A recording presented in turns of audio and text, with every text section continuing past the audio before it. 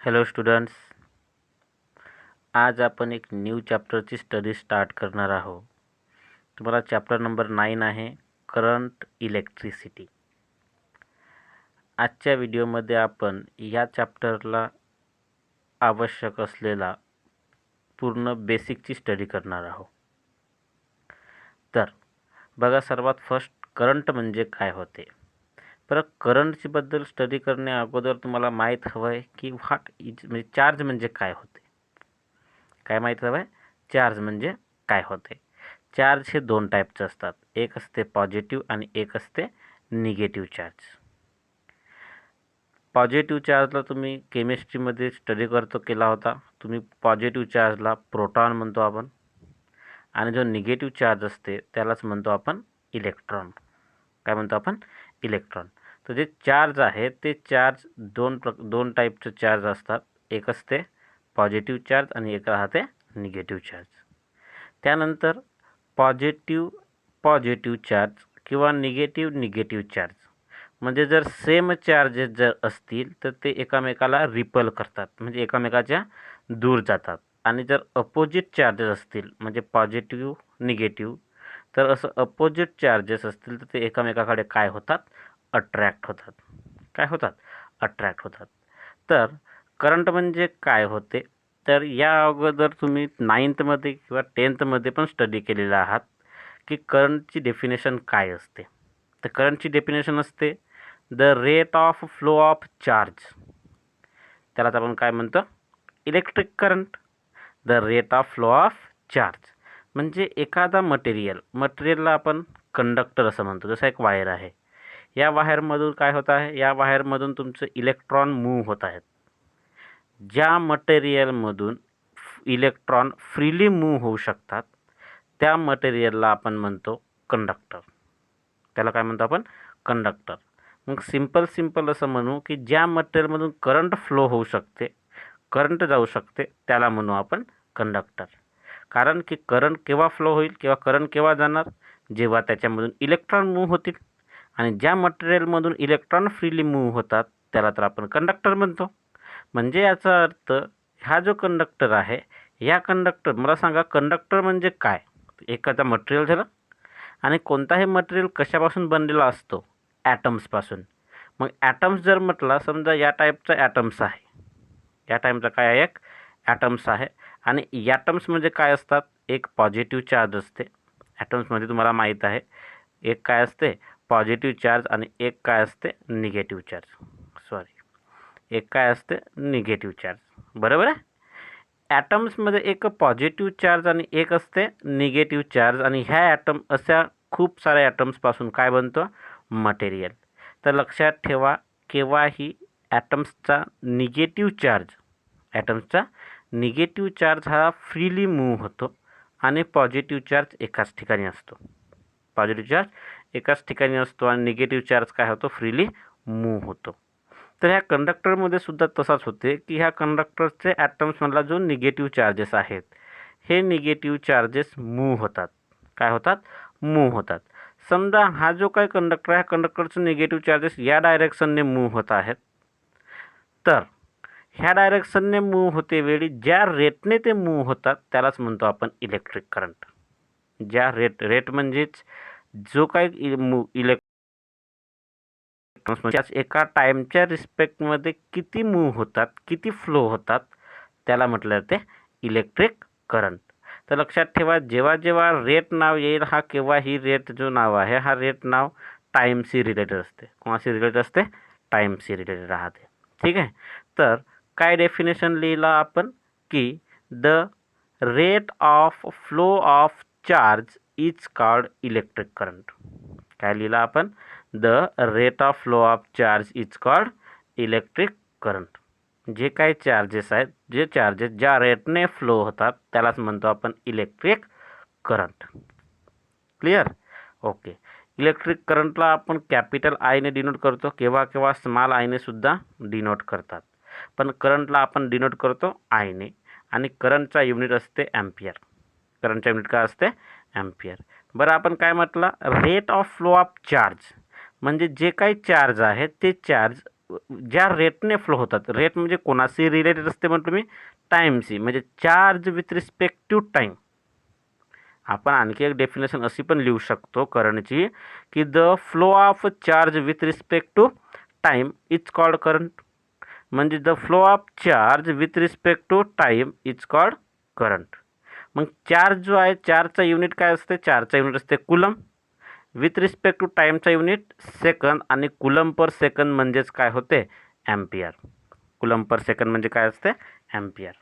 Clear? Okay. तर current म्हणजे काय होते, तर करंट म्हणजे लक्षात ठेवा की rate of flow of charge. आणि ही डेफिनेशन नवीन नाही आहे, ही डेफिनेशन तुम्ही ऑलरेडी 10th किंवा 9th स्टडी केलेलं आहात.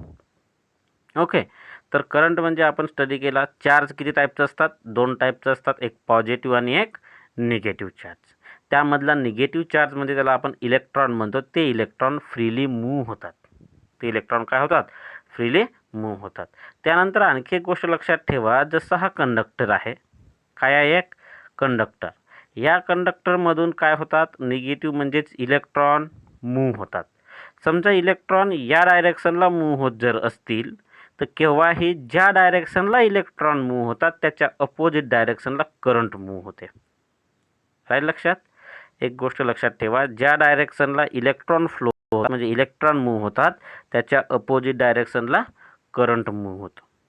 त्याच्या अपोजिट डायरेक्शनला काय होतो, करंट मूव्ह होतो. ओके. ओके. तर हा होता करंटशी रिलेटेड एक छोटासा बेसिक कन्सेप्ट तुम्हाला माहीत आहे. त्यानंतर नेक्स्ट आहे तुम्हाला स्टेडी करंट. नेक्स्ट काय आहे, स्टेडी करंट. तर स्टेडी करंट म्हणजे काय, स्टेडीचा मिनिंग काय होते, स्टेडी म्हणजे कॉन्स्टंट. स्टेडी म्हणजे काय होते, कॉन्स्टंट करंट. मग कॉन्स्टंट करंट म्हटला म्हणजे याचा अर्थ एकसारखा करंट. एकसारखा करंट म्हणजे नॉट व्हेरिएबल करंट, जो करंट व्हॅरी होत नाही, जो करंट कॉन्स्टंटली फ्लो होत असते, त्याला म्हणणार आपण स्टेडी करंट. त्याला काय म्हणणार आपण, स्टेडी करंट. मग मला सांगा, जर एखादा करंट जो कॉन्स्टंटली मूव्ह होत आहे तो म्हणजे टाईमशी त्याचा काही रिलेशन राहील का, नाही. तर असा इलेक्ट्रिक करंट किंवा इलेक्ट्रिक करंट जो टाईमवर डिपेंड राहत नाही, जो टाईमवर डिपेंड राहत नाही म्हणजे कॉन्स्टंटली मूव्ह होत असते, त्याला म्हटलं जाते स्टेडी करंट. त्याला काय म्हणतो आपण, स्टेडी करंट. म्हणजे electric current which does not depends upon time. जो इलेक्ट्रिक करंट टाईमवर डिपेंड राहत नाही त्या करंटला म्हणतो आपण स्टेडी करंट. काय म्हणतो आपण, स्टेडी करंट. क्लिअर आहे लक्षात? ओके. हा जो स्टेडी करंट आहे, ह्या स्टेडी करंटचा खूप कमी व काम येईल तुम्हाला या चॅप्टरमध्ये, पण माहिती हवं आहे म्हणून आपण याचा बेसिकमध्ये याला कन्सेप्टला घेतलं. बट लक्षात ठेवा, करंट म्हणजे काय होतं समजला. करंटला आपण कशाने डिनोट करतो, करंटला आपण डिनोट करतो कॅपिटल आयने. करंटचा युनिट काय असते, करंटचा युनिट असते ॲम्पियर. करंटचा युनिट काय राहते, ॲम्पियर. आणि जो काय करंट आहे तो करंट म्हणजे होते rate of flow of charge. काय होते, rate of flow of charge. त्यानंतर सेकंड इम्पॉर्टंट बेसिक कन्सेप्ट एक आहे, तो म्हणजे व्होल्टेज. करंटबद्दल आपण स्टडी केला, इम्पॉर्टंट होता. आता व्होल्टेज म्हणजे काय होते, व्होल्टेज म्हणजे लक्ष द्या, व्होल्टेज कोणा म्हटलं जाते, the potential difference between 2 points.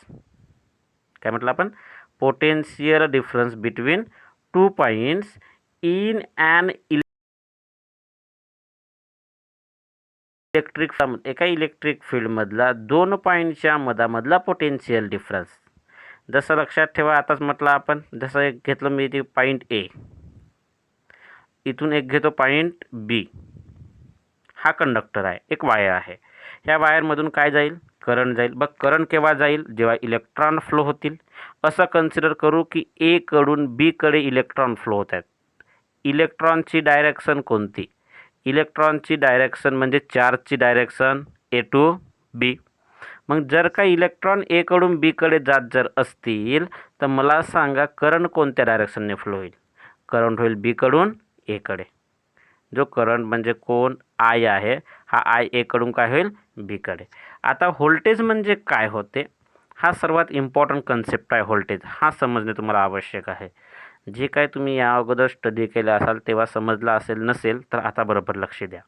Voltage म्हणजे काय होते, तर हा ए आणि बी, आपण कंडक्टर कोणाच्या मधामध्ये घेतला, ए आणि बीच्या मधामध्ये.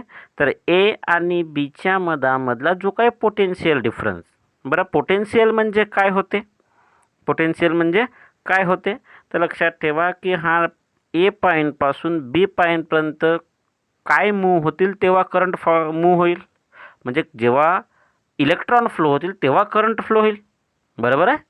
तर मला सांगा ए पासून बीपर्यंत इलेक्ट्रॉन फ्लो होण्यासाठी त्या इलेक्ट्रॉनला पुश करावं लागेल. मग इलेक्ट्रॉनला जो पुश करण्याचं काम करेल तो कोण करतो, तर इलेक्ट्रॉनला पुश करण्याचा काम करतो एक फोर्स, एक काय करतो फोर्स, जो इलेक्ट्रॉनला पुश करतो आणि त्याला म्हणतो आपण पोटेन्शियल. जो कुठून मिळते, ॲक्च्युली त्याला पोटेन्शियल नाही म्हणत, त्याला इलेक्ट्रोमॅग्नेटिक फोर्स EMF म्हणतो, तो आपण समोर स्टडी करणारच आहोत. बट लक्षात ठेवा ए पासून बीपर्यंत जर तुमचा इलेक्ट्रॉन जात आहे म्हणजे याचा अर्थ त्या इलेक्ट्रॉनला पुश करण्यासाठी काहीतरी आपण पोटेन्शियल अप्लाय केला असेल. पोटेन्शियल जो आहे तो बॅटरीपासून आपण प्रोड्यूस करतो, म्हणजे याच्या अक्रॉसमध्ये ए आणि बीच्या अक्रॉसमध्ये काय लावतो आपण, बॅटरी कनेक्ट करतो आणि तिथून त्याला पोटेन्शियल देतो. तर ह्या ए आणि बीच्या मधामधला जो पोटेन्शियल डिफरन्स आहे, जो काय आहे पोटेन्शियल डिफरन्स आहे, त्या पोटेन्शियल डिफरन्सलाच म्हटले जाते व्होल्टेज. त्याला काय म्हणतो आपण, व्होल्टेज.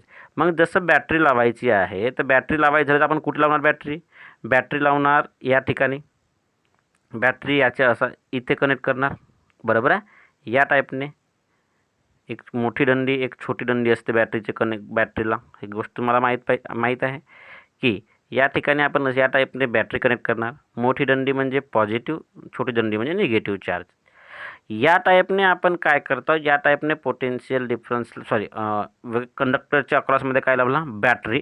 ह्या बॅटरीमधून काय असते, तर बॅटरीमध्ये तुम्हाला माहीत असेल, तुम्ही जर स्टडी करता आता एवढं बघताच, बॅटरी असं म्हणतो आपण ही 10 व्होल्टची बॅटरी आहे, 12 व्होल्टची बॅटरी आहे. बॅटरी त्या दोन पॉईंटच्या मधामध्ये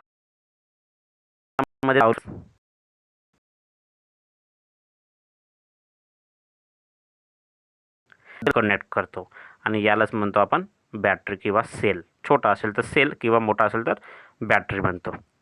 क्लिअर. तर लक्षात ठेवा दोन पॉईंटच्या मधामधला जो काय पोटेन्शियल डिफरन्स, जसं ए पॉईंट आणि बी पॉईंटच्या मधामधला जो पोटेन्शियल डिफरन्स आहे त्या पोटेन्शियल डिफरन्सला म्हटलं जाते व्होल्टेज. काय म्हणतो आपण, व्होल्टेज. आणि व्होल्टेजला डिनोट करतो आपण व्हीने. याचा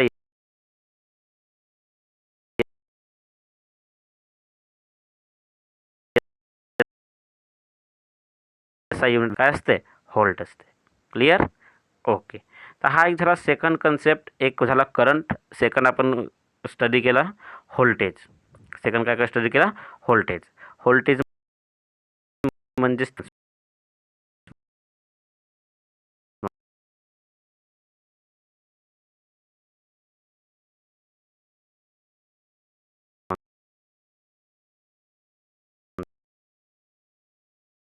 is a measure of opposition to current flow in a electric circuit.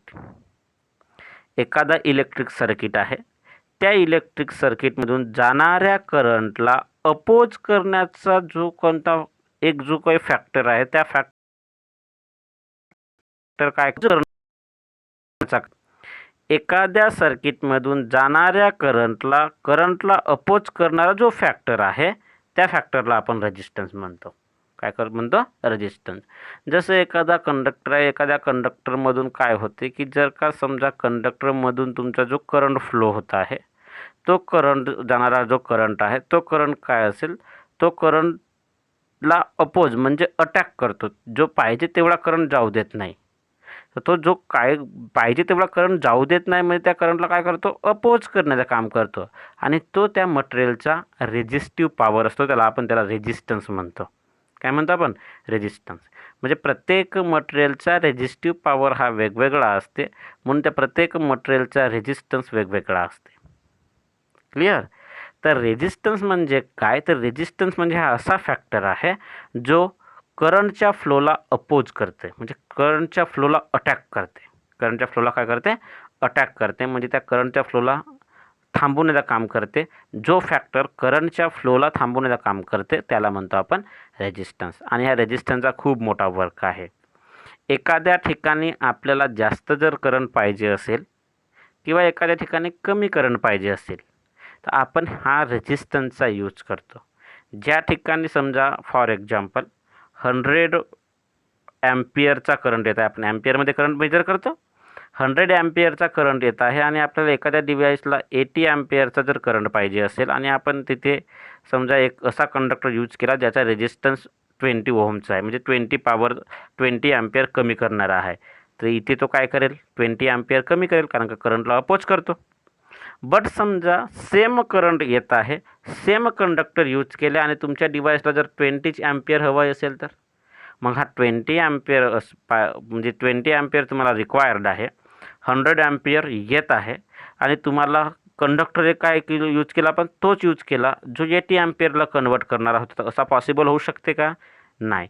मग या ठिकाणी 100चा कन्व्हर्जन 20मध्ये जर करायचं असेल तर त्या ठिकाणी तसा कंडक्टर यूज करावा लागेल ज्या कंडक्टरचा रेझिस्टन्स कसा असेल, एवढा पॉवरफुल असेल की तो 100 ॲम्पियरला 20 ॲम्पियरमध्ये कन्वर्ट करू शकेल. क्लिअर? रेझिस्टन्स म्हणजे काय, तर रेझिस्टन्स हा असा फॅक्टर आहे जो करंटला अपोज करण्याचं काम करते. करंटला काय करते? अपोज करण्याचं काम करते. क्लिअर? राहील लक्षात? बरं लक्ष द्या. तुम्हाला मी आणखी एक एक्झाम्पल देतो. तुम्ही बघा एक पाईप आहे, पाईपमधून पाणी येत आहे. एक पाईप आहे, पाईप समजते ना, पाईपमधून पाणी येत आहे आणि पाईपमधून जेव्हा पाणी येईल तेव्हा तुम्ही असं कधी कधी जर तुम्हाला वाटेल की येणारा जो फोर्स, ज्या फोर्सने पाणी येत आहे त्याचा कधी कधी फोर्स कमी होऊन जातो. तुम्ही काय म्हणता, अरे व्होल्टेज कमी झाला असेल म्हणून, लाईनचा व्होल्टेज कमी झाला असेल म्हणून पाणी कमी येत आहे. पण तुम्ही असा कधी विचार नाही केलात की हा असा आपण का बरं म्हणतो. तर याच्यामध्ये हा रिझन आहे की व्होल्टेज म्हणजे काय, तर व्होल्टेज म्हणजे एक प्रेशर आहे जो इलेक्ट्रॉनला फ्लो करण्याचं काम करते. व्होल्टेज म्हणजे काय, तर व्होल्टेज म्हणजे काय आहे, एक प्रेशर आहे जो इलेक्ट्रॉनला फ्लो करण्याचं काम करते आणि व्होल्टेज जर कमी झाला तर इलेक्ट्रॉनवर जो लागणारा प्रेशर आहे तो कमी होईल आणि प्रेशर जर कमी झाला तर करंट कमी फ्लो होईल आणि करंट फ्लो कमी झाला तुमचा जो काही पाईपमधून येणारं पाणी आहे, म्हणजे पाईपमधून पाणी कोणा थ्रू येत आहे, एका मोटर थ्रू येत आहे. करंट कमी गेल्यामुळे मोटर हळू फिरेल आणि करंट कमी गेल्यामुळे मोटर हळू फिरले तर पाणीसुद्धा कसा निघेल, हळू येईल. राहील कन्सेप्ट. हा जो काही कन्सेप्ट आहे या कन्सेप्टमध्ये व्होल्टेज म्हणजे काय असते, एक प्रेशर. बरं, रेझिस्टन्स म्हणजे काय असते, रेझिस्टन्स म्हणजे एक काय म्हणून आपण अपोजिशन, जसं अपोज करणे. आज जसं बघा जो काही पाईप आहे त्या पाईपच्या समोर एक टॅप लावला आहे, म्हणजे नळ लावला आहे आणि नळच्या वरती एक टॅप असतो. टॅप काय करतो, येणारा जो वाटर आहे त्या वाटरच्या फ्लोला कमी जास्त करण्याचं काम करतो की नाही. मग येणारा फ्लो, मला सांगा, पाईपमधून येणारा फ्लो कॉन्स्टंटली येत आहे किंवा एकसारखा पाईपमधून येणारा फ्लो, पाण्याचा वाटरचा जो फ्लो आहे तो सारखा येत आहे. पण नळमधून पाणी तेवढा येतो का? नाही. का बरं? कारण का जो टॅप आहे त्या टॅपने आपण त्या वाटरच्या फ्लोला काय करतो, कंट्रोल करतो. मग वाटरचा टॅप जो आहे तो काय करते, तर जो काही टॅप आहे तो टॅप वाटरच्या फ्लोला अपोज करते. काय करतो? अपोज करते आणि आपल्याला पाहिजे असेल तेवढा तेवढा वाटर आपल्याला मिळतो की नाही. समजत आहे मी काय म्हटलं? जसं एक वाटरचा पाईप आहे, पाईपमधून वाटर येत आहे आणि पाईपच्या समोर एक नळ लावलेला आहे. काय लावला आहे? नळ. आणि नळच्या वरती काय असते, एक टॅप असते जो आपण त्या पाईपमधून येणाऱ्या वाटरच्या फ्लोला कंट्रोल करतो. तर जो काही येणारा पाईपमधून येणारा वाटर आहे, वाटर म्हणजे करंट, त्या करंटला सामोर पाठवण्याचं काम कोण करते, त्याच्यावर अप्लाय होणारा प्रेशर. वाटरला सामोर कोण पाठवतो? प्रेशर. मग प्रेशर म्हणजे कोणतं प्रेशर, म्हणजे जो काही प्रेशर अप्लाय होतो त्या जो काही प्रेशर आहे त्याला म्हणतो आपण व्होल्टेज. त्याला काय करतो? व्होल्टेज. आणि ज्या प्रेशरने पाणी येतो पाईपमधून, ज्याच्यासमोर काय लावला, एक नळ लावलेला आहे आणि नळाच्या वरती काय लावला आहे, टॅप. टॅप काय करतो, तो जो काय फ्लो आहे कोणाचा, वाटरचा, त्या वाटरच्या फ्लोला काय करतो, कंट्रोल करतो. वाटरच्या फ्लोला काय करतो, कंट्रोल. म्हणजे त्या वाटरच्या फ्लोला अपोज करतो. तो अपोज करण्याचं काम कोण करते, टॅप करत आहे. म्हणजे टॅप म्हणजे कोण झाला, रेझिस्टन्स. टॅप म्हणजे काय झाला, रेझिस्टन्स. म्हणजे येणारा वाटर म्हणजे करंट, त्याच्यावर अप्लाय होणारा फोर्स, ज्या फोर्सने तो अप्लाय होता, म्हणजे ज्या प्रेशरने त्याच्यावर प्रेशर अप्लाय होता आणि ज्या प्रेशरने किंवा ज्या फोर्सने तो तुमचा वॉटर समोर येत आहे, तर तो फोर्स किंवा प्रेशर म्हणजे व्होल्टेज. आणि टॅपमधून पाणी येते वेळी नळमधून खाली पाणी येते वेळी त्याला टॅप म्हणजे रेजिस्टन्स होते, रेजिस्टन्स. क्लिअर राहील लक्षात. तर असा एक तुमचा हा एक एक्झाम्पल लक्षात ठेवा, ज्याच्यानं तुम्हाला याचा कन्सेप्ट क्लिअर होईल. क्लिअर. तर आपण करंट म्हणजे काय होते, तर करंट म्हणजे rate of flow of charge, ज्याला आपण कॅपिटल आयने डिनोट केला आणि त्याचा युनिट काय असते, ॲम्पियर असते. व्होल्टेज म्हणजे काय असते, तर दोन पॉईंटच्या मधामधला पोटेन्शियल डिफरन्स असते, ज्याला आपण कशाने डिनोट करतो, कॅपिटल व्हीने डिनोट करतो आणि त्याचा युनिट असते व्होल्ट. तर युनिट काय असते, व्होल्ट. व्होल्ट म्हणजे व्होल्टला सुद्धा आपण कॅपिटल व्हीने लिहितो. क्लिअर. कॅपिटल व्ही नाही, स्मॉल व्ही म्हणजे व्होल्ट. व्होल्ट म्हणजे त्याचा युनिट आणि कॅपिटल व्ही म्हणजे व्होल्टेज. कॅपिटल व्ही म्हणजे काय होते, व्होल्टेज. आणि त्यानंतर थर्ड नंबर काय आहे, रेजिस्टन्स. रेजिस्टन्स म्हणजे काय, तर रेजिस्टन्स म्हणजे करंटला अपोज करणारा एक फॅक्टर आहे. इलेक्ट्रिक सर्किटमध्ये जो करंट फ्लो होत आहे, त्या फ्लो होणाऱ्या करंटला अपोज करणारा एक फॅक्टर म्हणजे काय होते, रेजिस्टन्स. काय होते, रेजिस्टन्स. आणि त्याला आपण कशाने डिनोट करतो, आरने डिनोट करतो. कशाने डिनोट करतो, कॅपिटल आरने. आणि त्याचा एसआय युनिट असते ओहम.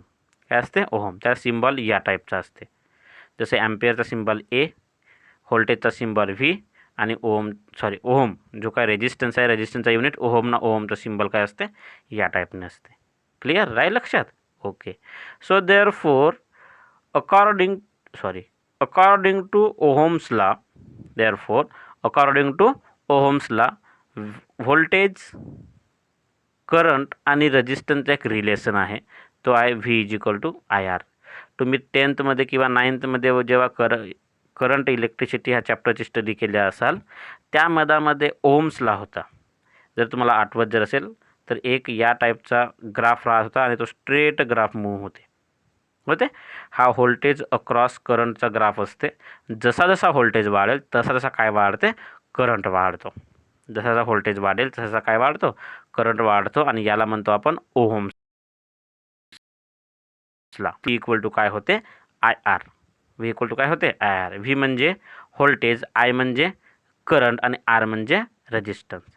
सो देअरफोर याच्याहून लक्षात ठेवा की व्होल्टेज वाढला तर कोण वाढेल, करंट वाढेल. व्होल्टेज कमी तर करंट कमी. त्यानंतर सेकंड कन्सेप्ट आणखी एक लक्षात ठेवा, V is equal to I R. काय लिहिलं आपण आताच, V equal to I R. So therefore I is equal to काय होईल या इक्वेशनवरून, हा आर लेफ्ट हँड साईडला येईल तर व्ही डिवायडेड बाय आर. तर हे कसं आहे, दोन्ही अपोजिट आहेत. कसं आहेत, अपोजिट. म्हणजे लक्षात ठेवा की व्होल्टेज जर इन्क्रीज होईल म्हणजे वाढेल तर करंट वाढेल. व्होल्टेज इन्क्रीज तर रेजिस्टन्स होत असेल, डिक्रीज होत असेल, कमी होत असेल. करंट जास्त तर रेजिस्टन्स कमी. करंट कमी म्हणजे त्याचा अर्थ रेजिस्टन्स त्या ठिकाणचा जास्त आहे. करंट कमी म्हणजे काय होईल, रेजिस्टन्स जास्त होईल. हा यांचा एक कन्सेप्ट आहे, यांचा रिलेशन आहे. करंट, व्होल्टेज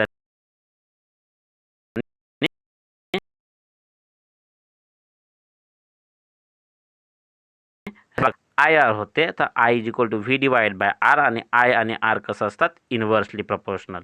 इन्व्हर्सली प्रपोर्शनलचा मिनिंग म्हणजे करंट जास्त तर रेजिस्टन्स कमी.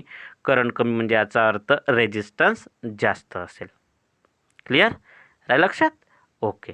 तर हा होता तुमचा 3 कन्सेप्ट बघितला आपण, बेसिक कन्सेप्ट. करंट म्हणजे काय होते, व्होल्टेज म्हणजे काय होते आणि रेजिस्टन्स म्हणजे काय होते, याच्याबद्दल ऑलरेडी तुम्ही स्टडी केलेला आहात. आणि हा या चॅप्टरमध्ये यांचाच ह्या चॅप्टरमध्ये सर्वात जास्त काम आहे, म्हणून आपण हा एक कन्सेप्ट बघितला. ओके. क्लिअर राहील लक्षात. ओके. त्यानंतर बघू आपण या चॅप्टरचा जो काही फर्स्ट टॉपिक आपण स्टडी करणार आहोत, त्यासाठी आवश्यक असणारी टर्मिनॉलॉजी. ह्या टर्मिनॉलॉजी खूप इम्पॉर्टंट आहे. ह्या टर्मिनॉलॉजीवरच तुमचा हा चॅप्टर मॅक्झिमम गोष्टी डिपेंड आहेत. ठीक आहे. खूप इझी आहेत. छोट्या छोट्या 3 टर्मिनॉलॉजी आहेत आणि ह्या टर्मिनॉलॉजी तुम्हाला ह्या चॅप्टरमध्ये यूज होणार आहे. खूप इझी टर्मिनॉलॉजी आहे. ओके. तर लक्ष द्या काय होतात टर्मिनॉलॉजी. फर्स्ट टर्मिनॉलॉजी आहे तुमची जंक्शन. जंक्शन म्हणजे काय होते, नावावरूनच तुम्हाला समजला असेल की जंक्शन म्हणजे काय, तर जंक्शन म्हणजे खूप साऱ्या गोष्टींचा एका ठिकाणी झालेला तर जो काही एक पॉईंट तयार होतो त्याला म्हणतो आपण जंक्शन. जंक्शन ऐकले असाल, जसं नागपूर जंक्शन म्हणतो आपण. जसं नागपूर आहे, या नागपूरला ट्रेनचा जंक्शन म्हणतो आपण. जसं नागपूर आहे, किंवा चला साकोलीचा बस स्टॉप. तुम्हाला साकोलीचा बस स्टॉप आहे, साकोलीच्या बस स्टॉपवर सर्वच डायरेक्शन म्हणजे सर्वच ठिकाणून बसेस येतात. जसं या साईडने पण बसेस आल्यात, या साईडने बसेस येतात, याही साईडने सर्वच ठिकाणून बसेस येतात. सर्व वेगवेगळ्या गावावरून बसेस कुठे येतात, साकोली बस डेपोमध्ये येतात आणि नंतर आणखी समोर जातात की नाही. तर ज्या पॉईंट म्हणजे कोण साकोलीच्या बस स्टॉपवरती बाहेरून येणाऱ्या ज्या बसेस आल्याच्या नंतर इथे येतात आणि इथूनच कुठेतरी समोर जातात. तर या ज्या पॉईंटवर सर्व बसेस येतात आणि तिथूनच समोर जातात, या पॉईंटला म्हटलं जाते जंक्शन. त्याला काय म्हणतो आपण, जंक्शन. म्हणजे जो पॉईंट ज्या पॉईंटवर सर्व म्हणजे in the form of current electricity any point, असा कोणताही पॉईंट एखाद्या इलेक्ट्रिक सर्किटमधला ज्या मधामध्ये 2 किंवा त्याच्यापेक्षा जास्त कंडक्टर्स जॉईंट होत असतील. म्हणजे काय म्हटलं आपण, जसा हा एक पॉईंट आहे, या मधामध्ये या डायरेक्शनने करंट येत आहे, या डायरेक्शनने करंट येत आहे, इकडूनही करंट येत आहे, काय समजा इकडे करंट जात आहे, इकडे करंट जात आहे. म्हणजे हा जो येणारा करंट आणि हा जाणारा करंट, काय म्हटलं आपण, येणारा करंट या पॉईंटवर, समजा हा पॉईंट समजा आपण फॉर एक्झाम्पल पी पॉईंट घेतला, ह्या पी पॉईंटवर काही करंट येत आहे आणि काही करंट जात आहे. तर एखादा असा पॉईंट ज्या पॉईंटवर येणारा करंट आणि जाणारा करंट एकाच ठिकाणी जॉईंट होत आहेत की नाही. जसं 2 किंवा त्याच्यापेक्षा जास्त कंडक्टर, म्हणजे हे जे दिसणारं करंट जे डायरेक्शन दाखवतं हे म्हणजे तुमचं कंडक्टर्स, जिथून तुमचा करंट येत आहे किंवा जिथून तुमचा करंट जात आहे. तर असा एक पॉईंट ज्या पॉईंटवर हे सर्व गोष्टी जॉईंट आहेत, बरोबर आहे. म्हणजे एक कसा पॉईंट, कोणता पॉईंट, पी पॉईंट. त्या पी पॉईंटवर काही करंट येत आहे तर काही करंट त्याच ठिकाणून बाहेरही जात आहे. तर असा पॉईंट ज्या ठिकाणून तुमचं कंडक्टर्स एका ठिकाणी जॉईंट होतात, त्या पॉईंटला म्हटलं जाते जंक्शन. त्या पॉईंटला काय म्हणतो आपण, जंक्शन. जसं बसस्टॉप म्हटलं आपण, बसस्टॉप जो होता साकोलीच्या बसस्टॉपला ऑल डायरेक्शनने काय येतात, ऑल डायरेक्शनने बसेस येतात आणि दुसऱ्या आणखी त्याच डायरेक्शनला जातात सुद्धा. तर हा जो पॉईंट आहे म्हणजे बस स्टॉप आहे, हा बस स्टॉप म्हणजे काय झाला, एक जंक्शन झाला. काय झाला, जंक्शन झाला, बससाठी जंक्शन. क्लिअर राहील लक्षात. तर असा एखादा पॉईंट ज्याच्यावर 2 किंवा त्यापेक्षा जास्त कंडक्टर जॉईंट होत असतील त्याला म्हणतो आपण जंक्शन. त्याला काय म्हणतो आपण, जंक्शन. त्यानंतर नेक्स्ट आहे तुम्हाला लूप. नेक्स्ट टर्मिनॉलॉजी आहे लूप. लूप म्हणजे काय होते, तर लूपमध्ये कधीही लक्षात ठेवा, जो एखादा गोष्ट कंप्लीट होते त्याला आपण लूप म्हणतो. बघा काय म्हटलं आहे, a closed conducting path in an electric network is called loop, किंवा त्याला मेश म्हणतो आपण. म्हणजे एक क्लोज्ड कंडक्टिंग पाथ म्हणजे काय, जसा या ठिकाणी ए आहे, ए पॉईंट कुठपर्यंत गेला, बी सी पर्यंत. इथून तुमचा करंट फ्लो होणे स्टार्ट झाला, कुठपर्यंत गेला, डी पर्यंत. इथे जाऊन स्टॉप केला आपण. मला सांगा, हा जो काही पाथ आहे, हा पाथ एक कंप्लीट पाथ झाला का, नाही. तुम्ही याला रेक्टँगल किंवा स्क्वेअर काहीतरी म्हणू शकणार का, नाही. केव्हा होईल हा, जेव्हा डी पासून तो ए पर्यंत जाईल. काय होईल, डी पासून ए पर्यंत जाईल तेव्हा त्याचा कंप्लीट पाथ होईल. आणि यालाच म्हटलं येते लूप. याला काय म्हणतो आपण, लूप. जसं आपण सर्क्युलर फॉर्म जर विचार केला, तर या ठिकाणी सुरू झाला आणि त्याच ठिकाणी एंड झाला. म्हणजे आपण सरळ सरळ असं म्हणू की असा नेटवर्क, असा इलेक्ट्रिक नेटवर्क ज्याचा स्टार्टिंग आणि एंड पॉईंट सेम असेल, ज्याचा स्टार्टिंग पॉईंट आणि एंड पॉईंट सेम असेल त्याला म्हटल्या जाते लूप. त्याला काय म्हणतो आपण, लूप. जसं याचा जर विचार केला, तर याच्या मधामध्ये ए पासून बी, बी पासून सी, सी पासून डी आणि डी पासून अगेन कुठे आला, ए. तर या जो काही क्लोज्ड पाथ दिसत आहे, ह्या क्लोज्ड पाथचा स्टार्टिंग पॉईंट आणि एंड पॉईंट काय आहे, एकच आहे, कोण, ए. आणि एकच पॉईंट आहे, तर याला म्हणतो आपण लूप. याला काय म्हणतो आपण, लूप. क्लिअर राहील लक्षात. ओके. तर हा झाला तुमचा second terminology, loop. Third terminology आहे तुम्हाला ब्रँच. ब्रँच म्हणजे काय होते, तर a branch is any part of the network that lies between two junctions.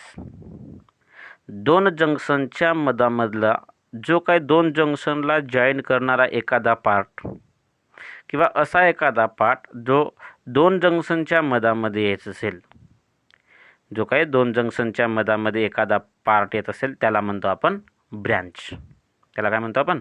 Branch. Clear? तर अशी होती तुमची सिंपल टर्मिनॉलॉजी. तर इथपर्यंत तुमचा जो काही टॉपिक आहे हा एक बेसिक टॉपिक आहे. इथपर्यंत जो काही तुम्हाला टॉपिक दिसतं हा काय एक बेसिक टॉपिक आहे. याच्यानंतरचा जो टॉपिक आहे हा तुम्हाला 12च्या सिलेबसमध्ये असलेला टॉपिक राहणार आहे. ओके. तर आपण या व्हिडिओमध्ये करंट म्हणजे काय होते, व्होल्टेज म्हणजे काय होते, रेजिस्टन्स म्हणजे काय होते आणि इम्पॉर्टंट टर्मिनॉलॉजीची स्टडी केलं. हा झाला तुमचा एक बेसिक कन्सेप्ट. राहील लक्षात? ओके. आय होप की हा तुम्हाला सर्वांना समजला असेल. तर आपण या व्हिडिओमध्ये इथेच थांबवू. यानंतरचा जो काही व्हिडिओ आहे त्या व्हिडिओमध्ये आपण 12वीचा मेन कन्सेप्ट स्टार्ट करणार आहोत. क्लिअर? ओके. चला, तर आता ह्या व्हिडिओमध्ये इथेच थांबू. यानंतरचा पोर्शन नेक्स्ट व्हिडिओमध्ये घेऊ. थँक्यू.